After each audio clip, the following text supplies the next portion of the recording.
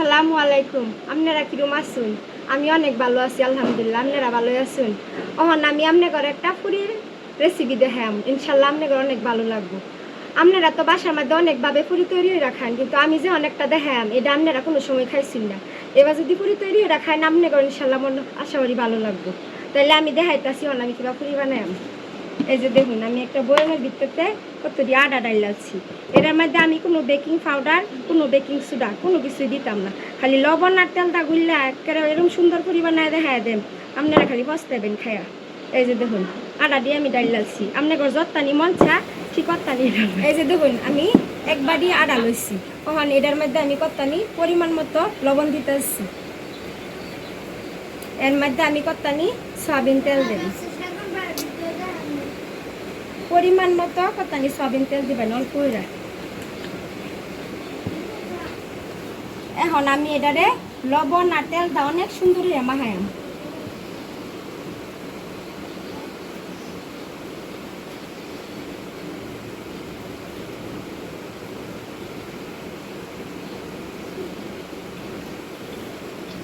যদি লাগে তাহলে আরেকটু দিয়া লইবেন। যখন দেখবেন যে কম হয়েছে তখন আরেকটু ডালিয়া দিবেন, দেখে আরেকটু মাখাইয়া দিবেন।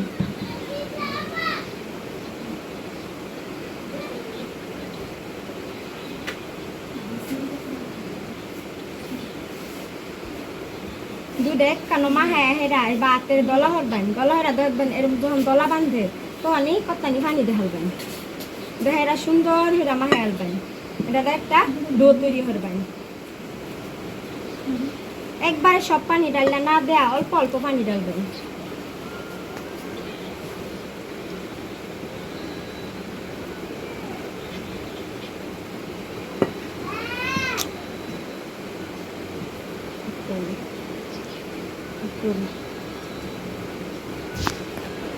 এই যে দেখুন, আমি এটার মধ্যে কতখানি পানি দেওয়া হচ্ছে। আমি কোনো শুকনা মরিচের গুঁড়াও দিতাম না, কোনো হলুদের গুঁড়াও দিতাম না। আমি এই ডালটা একবারে সাদা সিদ্ধ হয়ে গেলাম, সাথে আমি রসুন দিচ্ছি। রসুন দিয়ে আমি এটারে সিদ্ধ পাইয়ে দিচ্ছি। যখন এটা সিদ্ধ হয়ে যাব তখন আমি এটারে নামাই এলাম। এই যে দেখুন, আমি শুকনা মরিচ আর জিরা কি সুন্দর ব্লেন্ডার করে লইছি। আর এই যে এই বাটির মধ্যে আমি শুকনা মরিচ দিছি, লবণ দিছি আর পেঁয়াজ দিছি। আমি যে সিদ্ধ ডালটা করছি এটার মধ্যে আমি এনে দেখালাম। দেখাইরা আমি এটারে লাইরা সুন্দর একটা ভর্তা বানাইলাম।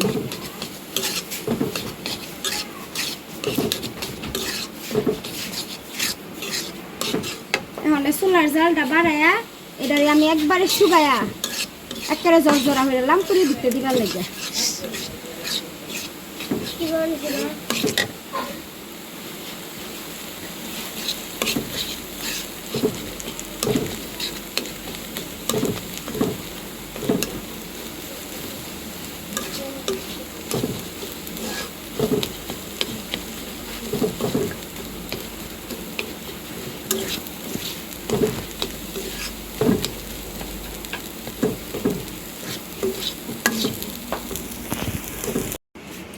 এই যে দেখুন কি সুন্দর পুরি দিতে বরবার লেগে জর্জর একটা পুর বানাই আছি।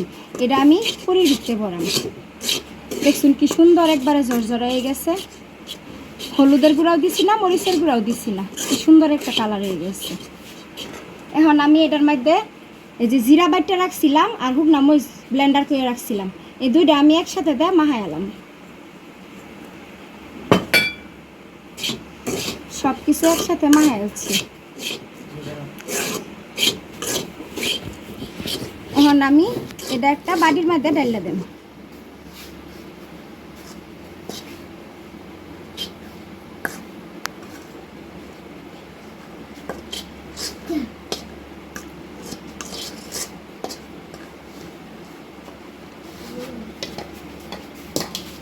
আর আমি যে এই যে আটা গুলা রাখছিলাম পুরির লাগে, আমি এখানে এটা উঠাই দেখতেছি। দেখুন কি সুন্দর একবারে তুলতুলা সফট হয়েছে। এটারে আমি পুরির ভিতরে বড়াম।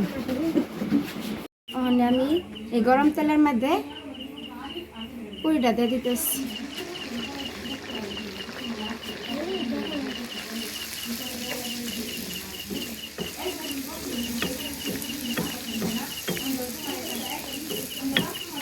এই দেখেন কি সুন্দর পুরিটা ফুললে উঠছে। এখানে আমি কোনো বেকিং পাউডার দিছি না, কোনো বেকিং সোডাও দিছি না।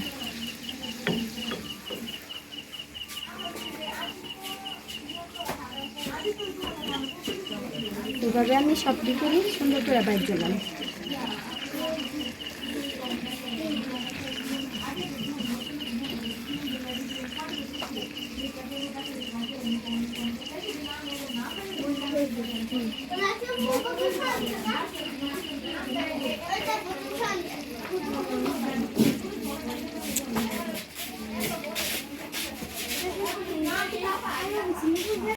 এই যে দেখুন আমার পুরি কি সুন্দর রেডি হয়ে গেছে। আপনারা বাসায় এভাবে পুরি বানায় খাইবেন।